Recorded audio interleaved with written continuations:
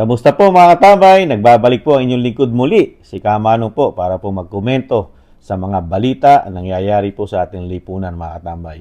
Ang tambayang makabayan, kinukomentohan po na inyong lingkod mga katambay. Ito po, ang talagang umuugong na balita at talagang pinag-uusapan po sa ating bansa ang isang general, ang kapitapitagang appointee po ng Pangulo ng Pilipinas, si General Marbil.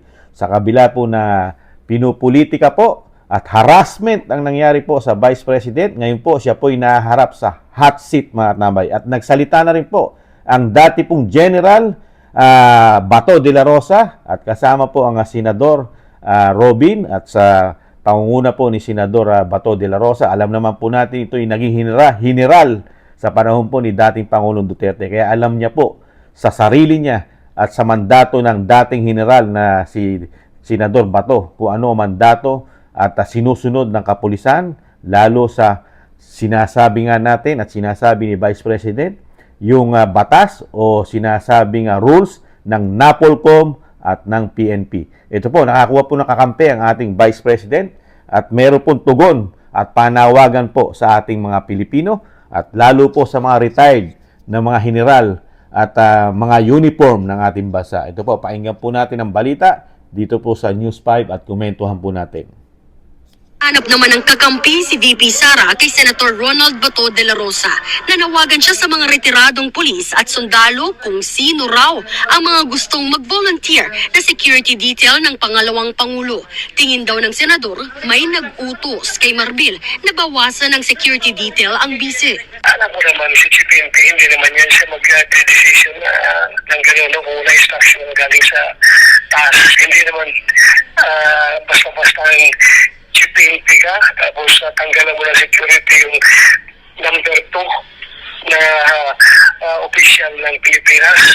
Nang tanungin ng News 5 kung sino ang tinutukoy ni De La Rosa na nag-utos kay Marbil, ang sagot lang niya, To whoever is above him, either above him or somebody that is controlling him.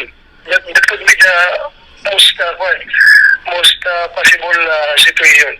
tulad ni Senator Bato, nanawagan din si Senator Robin Padilla sa mga gustong maging bahagi ng security detail ni VP Sara. Partikular na raw yung mga dating rebelde na voluntaryong sumuko at gusto nang magbago. Nagbabalita mula sa Frontline, Marian and... Yan po mga katambay. Ito po, nagsalita na po ang dating general at ngayon po senador sa ating bansa, si Ronald Bato de la Rosa mga katambay. Alam naman po natin ang kapasidad ng ating senador Bato de la Rosa, lalo po sa ganito pong klase na kanyang profesyon. Profesyon niya po ang isang alagad ng batas mga katambay.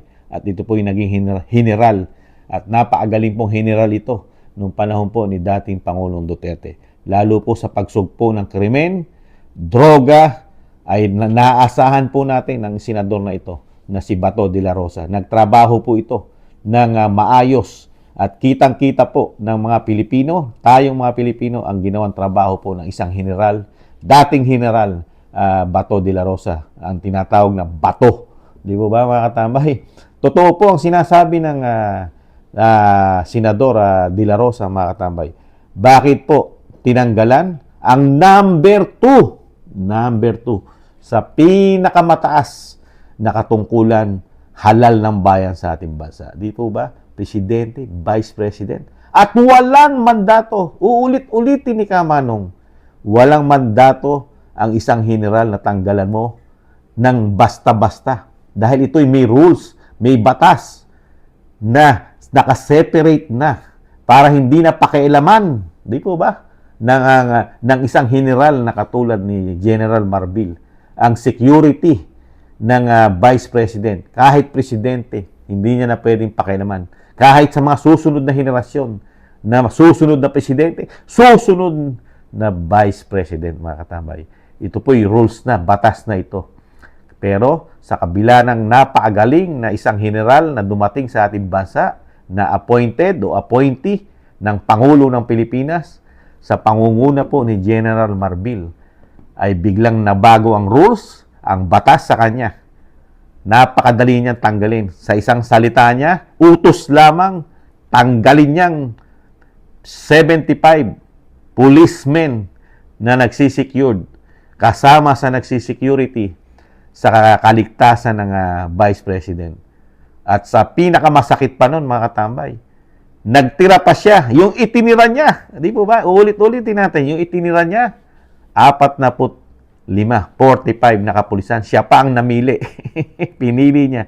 Kaya lang, sinuplak siya ng Vice President. Hindi ko na kailangan ang 45 men na pinili mo para magbantay ng seguridad ko.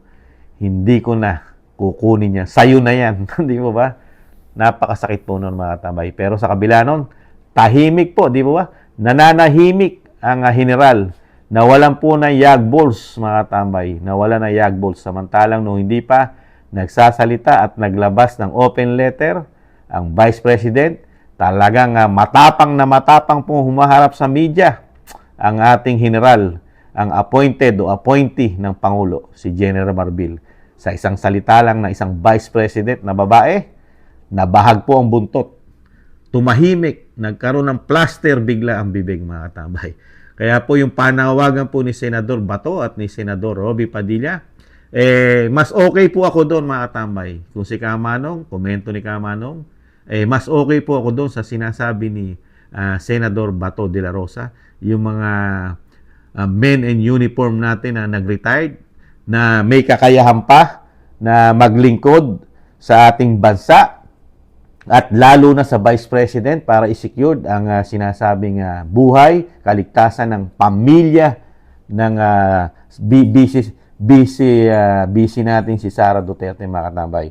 Dahil nakikita po natin ang sinasabing bigla na lang nilang sinesearch, inaalam ang tinitiran nitong pamunuan ni General Marbil, kung saan tumutuloy lahat ng access ng Vice President, pati po ng kanyang pamilya, mga anak, asawa, kung saan ito nakatira.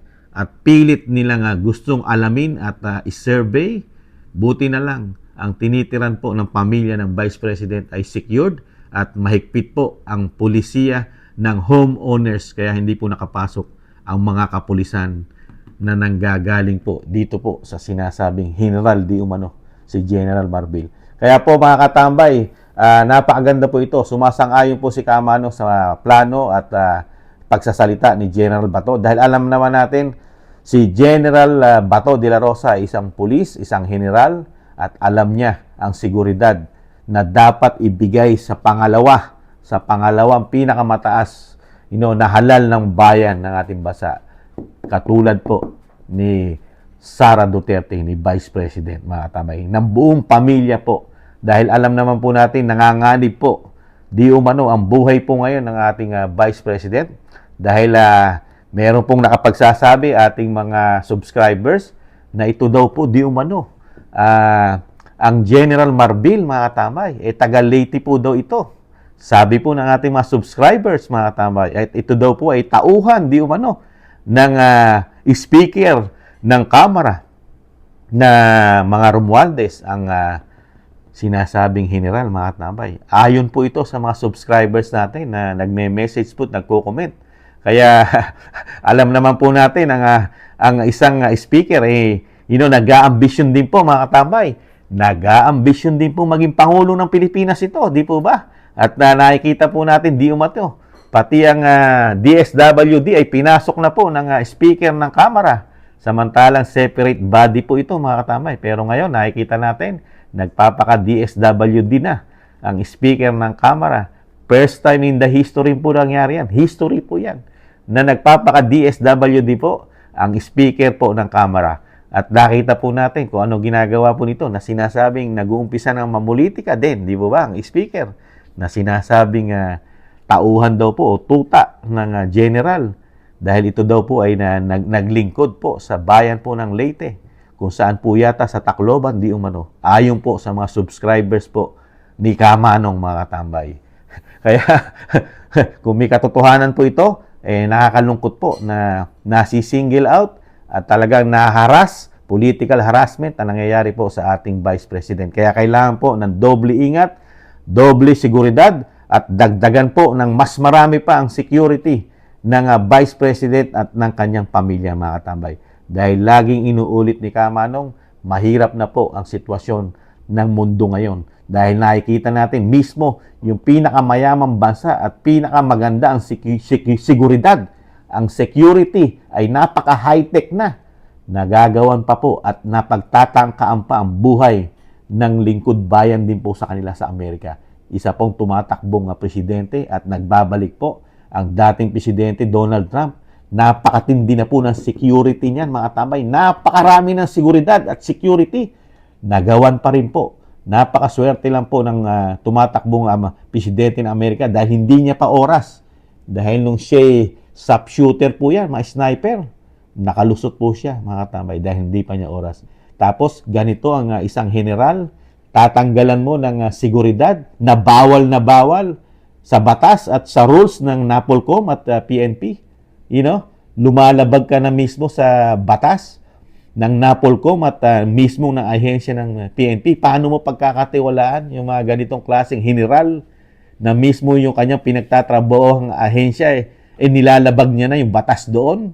Di po ba? Anong seguridad ang maibibigay nito sa Vice President, mga tambay? At nasisingle out. Ang presidente ng Pilipinas ay tahimik. At meron din ngang napakalaking issue ng presidente natin about sa droga, mga tambay. Kaya ibang klase na po ang pamumulitika po ngayon. Walang-wala na po. Burado na po yan. Huwag na po tayong umasa dyan sa unit team na yan, mga tambay.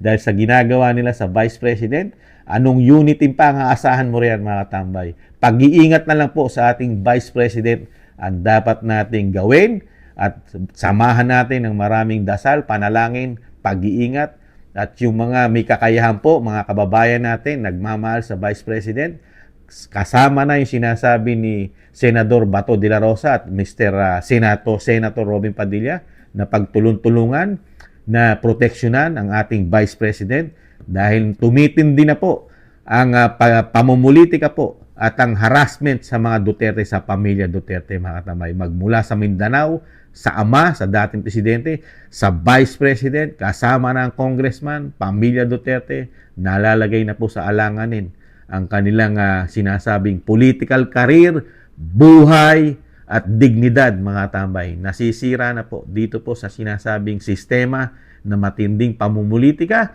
mismong general na dapat balanse siya at wala siyang kinikilingan. Ngayon, napapasunod na raw di umano. Ayon kay Senador Bato de la Rosa, mukhang ang ating general ay meron ng amo. Iba na ang pinaglilingkuran di umano. Hindi na mga Pilipino. Mga di umano, hindi natin alam kung mga politiko o anuman ang tawag dyan, mga katambay. I-comment nyo na lang kung ano tawag sa pinaglilingkuran di umano ng general na appointed o appointee ng Pangulo ng Pilipinas, si General Marbil, mga kabayan. Kaya po, nakakalungkot po. Biglang lumubog, nalusaw ang katapangan ng general. Isang vice president lang ang nagsalita, nagsulat ng open letter. Wala na. Bad shot na sa mga Pilipino. Biglang nasira ang karera nitong general. Paano kaya, mga tambay? Tanong lang ni Kamanong, paano kung si Vice President naman po ang maging presidente ng Pilipinas? Ano kayang muka ang ihaharap nito ni General Marbil dito sa Vice President kung ito'y maging presidente, mga tambay? Na ganito ang ginagawa niya. Sinisingle out niya. Pinupolitika niya na dahil hindi naman siya politiko, mga tambay. Kung gusto niya palang mamulitika, mag-resign siya bilang general at tumakbo na lang po siyang congressman o politiko o mamulitika na siya, pwede na yan. Mag-resign muna siya sa pagiging general. Kasi ang isang general, lingkod ng bayan, hindi po dapat sumasawsaw yan. Wala po sa mandato ng mga kapulisan natin na sumawsaw sa mga politiko. Di po ba, mga tambay? Kaya, kapal moks na lang po, di umano. Kailangan, kapalan mo na lang ang mukha mo, di umano, dahil sa kayo na po ang bahalang mag-isip noon, mga tambay. Di po ba? Yun na po yun. Kaya po, pabor po si Kamanong sa tinura ng ating Senador Bato de la Rosa. Pagtulungan po natin, isama natin sa panalangin ang kaligtasan ng ating Vice President Sara Duterte, mga katambay. Muli po, si Katambay Manong, Ingatan nawa po, lalo po ang ating Vice President at maraming salamat po sa nakaagusto po ng ating maliit na channel at sa mga nagsusubscribe, nagko-comment, nagla-like, nag-share. Maraming salamat po mga katambay. At muli po, paalam po muli, sa ulitin. Bye-bye, ingatan nawa.